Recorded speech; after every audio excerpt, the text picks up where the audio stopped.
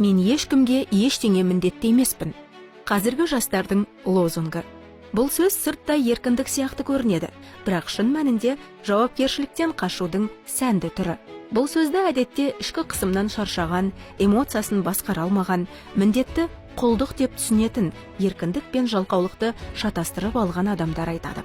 Бұл лозунгпен біз жауапкершілікті, қоғам алдындағы парызды, отбасымызбен байланысымызды, адамгершілік нормаларын, бір-бірін сыйлау мәдениетін жоққа шығарамыз.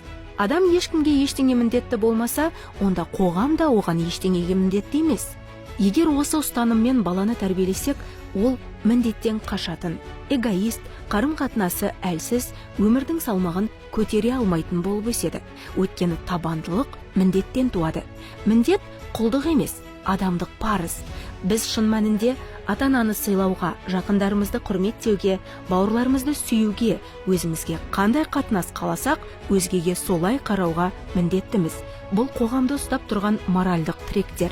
Міндетті емессің деп тәрбиелегенде, баланың бойындағы адамгершілікті өз қолымызбен өшіріп жатқанымызды ұмытпайық. Ал адаспау үшін не істеу керек?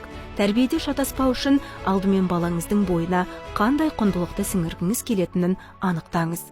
Қалғанның бәрі сол құндылықтың төңірегінде қалыптасады.